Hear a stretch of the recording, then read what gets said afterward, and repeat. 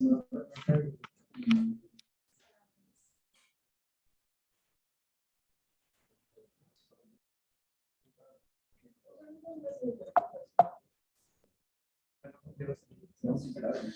vamos a continuar con la clase del día de ayer. Nos quedamos en esta diapositiva en donde podíamos ver diferentes tipos de ajuste, tanto como para cuando nuestro paciente presentaba hipoglucemia, como para cuando nuestro paciente presentaba hiperglucemia. Y bueno, ahora vamos a hablar de forma muy breve sobre las hipoglucemias. Entonces, bueno, una hipoglucemia se define como una glucosa de menos de 70 y las hormonas contrarreguladoras pueden empeorar el estado del paciente, sobre todo las catecolaminas, ¿no? Entonces, si estamos hablando de pacientes que están inestables o en quienes tenemos que tener como un control un poco más estricto de diferentes situaciones, pues el que nosotros agreguemos las hipoglucemias a los padecimientos del paciente, pues le hace daño, ¿no? Y encontré en algunos lugares en donde la definían como una hipoglucemia grado 1, una glucosa de menos de 70, pero mayor de 54 y una grado 2 de menos de 54. Y bueno, está establecido que una glucosa de menos de 54 tiene repercusiones cognitivas. Por un caso que tuvimos con una paciente, pues también encontré que una hipoglucemia de menos de 18 gramos por decilitro por un tiempo de hasta 5 minutos, pues ya conlleva un daño neurológico importante en el cual hay muerte celular. Y bueno, podemos seguir diferentes medidas generales para evitarla, que es la reducción de la terapia antihiperglicémica en concordancia con las calorías consumidas. Como ya habíamos visto, ajustar los esquemas cuando admitimos a un paciente al piso de hospitalización, en donde la ingesta calórica está restringida. Evitar los esquemas deslizantes de insulina sin considerar las circunstancias del paciente. Entonces, nosotros indicar este tipo de esquemas con una sobrecorrección, pues nos puede llevar a hipoglucemias. Y evitar el control estricto de la glucemia y mantenernos en las metas que se comentaron previamente para optimizar el manejo. Entonces, bueno, también es importante que reconozcamos los factores de riesgo para que un paciente hospitalizado nos haga una hipoglucemia. Y pues estos son varios de ellos, que son como los más relevantes o los que más fácil podemos identificar. Pacientes con diabetes de larga evolución, pacientes ancianos o con fragilidad, niveles bajos de glucosa con medicamentos y que continúan con estos medicamentos, como por ejemplo aquí donde suele haber horarios de comidas erráticos, entonces pues nuestros esquemas de insulina pues pueden resultar o pueden caer las aplicaciones de insulina en momentos en los cuales el paciente no tiene, digamos, una fuente para poder elevar sus niveles de glucosa en la sangre. Pacientes que hacen ejercicio con ingesta de alcohol, con enfermedad renal crónica o con desnutrición crónica. Y entonces las hipoglucemias se pueden dividir a grandes rasgos en dos, asintomáticas y sintomáticas. Si estamos ante un cuadro de hipoglucemia asintomática, se recomienda actuar cuando se documentan niveles de menos de 70 miligramos sobre decilitro. Y después de la maniobra que nosotros vamos a implementar, pues volver a medir la glucosa de 15 a 60 minutos. Se recomienda que bueno, esto es más como en el contexto extrahospitalario, que estos pacientes, hasta que no sepamos o no estemos seguros de que no nos van a volver a hacer una hipoglucemia y que su tratamiento esté bien ajustado, pues no les permitamos evitar tareas críticas que puedan poner en peligro su vida o la de otros, ¿no? Si es asintomática, pues se recomienda un consumo oral de carbohidratos para recuperar esos niveles de glucosa. Si es sintomática, se deben de ingerir 15 a 20 gramos de carbohidratos sin provocar una hiperglucemia, y volver a medir igual en 15 minutos. Y si se vuelve a documentar una glucemia de menos de 70, pues administrar más carbohidratos vía oral, siempre que tengamos a un paciente neurológicamente íntegro que pueda tolerar la vía oral para poder corregir una hipoglucemia, pues se prefiere esta vía. Cuando son hipoglucemias severas, entonces que ya tienen, digamos, una alteración del estado de conciencia, si tenemos un acceso intravenoso, pues se recomienda dar 25 gramos de glucosa al 50%. Esto es el equivalente a 50 mililitros de solución glucosa al 50%. Y si no tenemos un acceso IV, podemos administrar 1 miligramo de glucagón, que puede ser subcutáneo, intramuscular o nasal, o incluso pues no es muy recomendado porque pues estos pacientes, al tener un estado neurológico deteriorado, pues si nosotros intentamos darles algo por vía oral, pues podemos empeorar el cuadro agregándole otro tipo de complicaciones, pero la glucosa sublingual pues es algo que se puede intentar, ¿no? Pero si tenemos acceso intravenoso, pues, y un paciente con deterioro neurológico, pues lo mejor es administrar los 25 gramos de glucosa, de solución glucosal 50.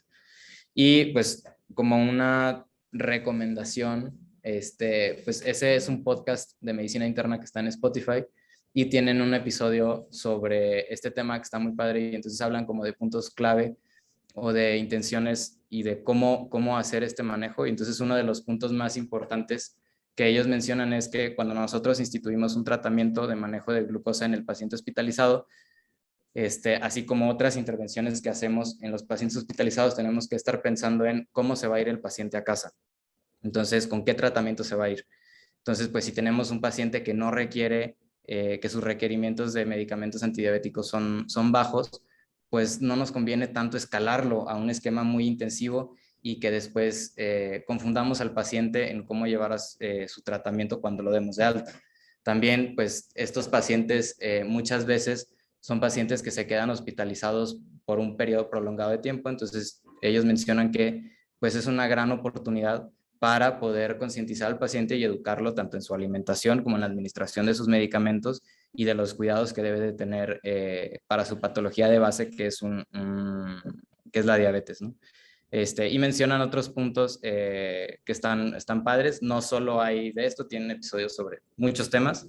Entonces, y lo hacen muy amigable. Entonces, pues yo se los recomiendo, a mí me gusta. Entonces, se los dejo por si lo quiero.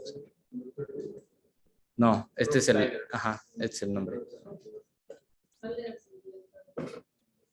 Así es.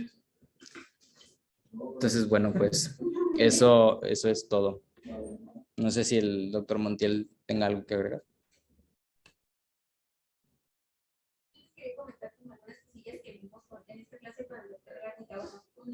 Vente, porque se escucha.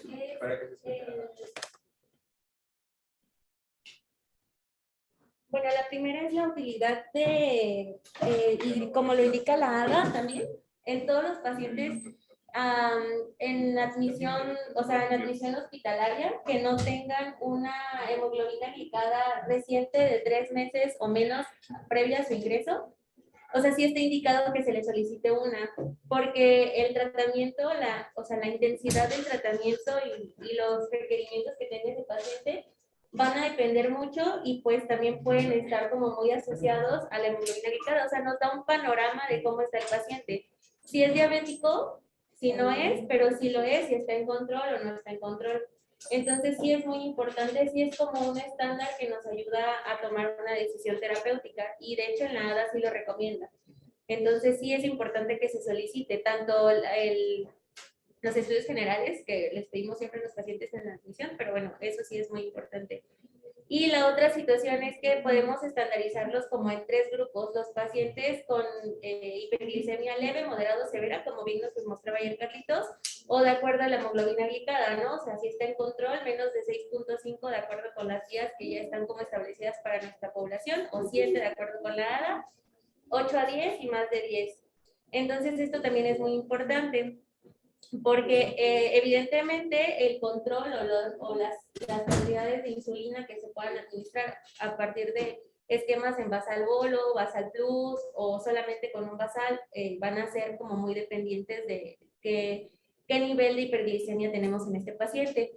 Y otra cosa muy importante también que no hay que olvidar es que estos esquemas generalmente no los tenemos que quitar. O sea, se pueden hacer reducciones, por ejemplo, durante el periodo que va a estar en ayuno, como las reducciones al 50%, o solamente la vigilancia, pero no los tenemos que quitar porque les causamos un desajuste total, o sea, les causamos más descontrol metabólico. Y nada más como último, algo que nos había comentado, bueno, muchos de estos estudios están hechos en pacientes quirúrgicos o en pacientes críticos. Entonces hay que individualizar al paciente. No todos nuestros pacientes son críticos, ni todos nuestros pacientes son posoperados de cirugías cardiotorácicas o cirugías abdominales o cirugías de trauma, como la mayoría de estos estudios. Muchos de nuestros pacientes están aquí por otro tipo de padecimientos, entonces sí es muy importante que valoremos en realidad cuál es el motivo por el que están hospitalizados, y esas son las metas también en nuestro tratamiento. Y por último, algo que surgió como mucho a partir de COVID es el manejo de las hiperglicemias en pacientes por el uso de esteroides. Entonces, la realidad es que lo que vimos con él es que se pueden utilizar dosis altas, como de 0.5 a 1.33 unidades por kilo en pacientes que están hospitalizados con uso de esteroides. O sea, si se dan cuenta, ya estamos hablando de 0.2 a 0.3, ¿no? Son dosis muy altas, pero la realidad es que son las que podemos utilizar. Y preferimos para pacientes que están con prednisona, NPH, y para pacientes que están como con dexametasona, Glargine. Recuerdo que no.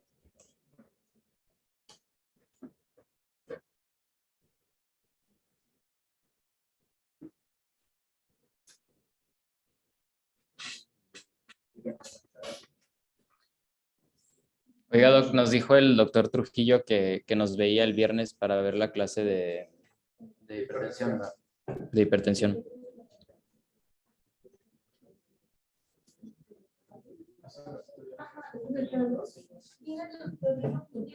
Y dijo que no puede salir. Es que me dijo, es que está mucho diabetes. Solo 10 minutos y ya terminé. Es que si me voy ya no me voy a poder salir.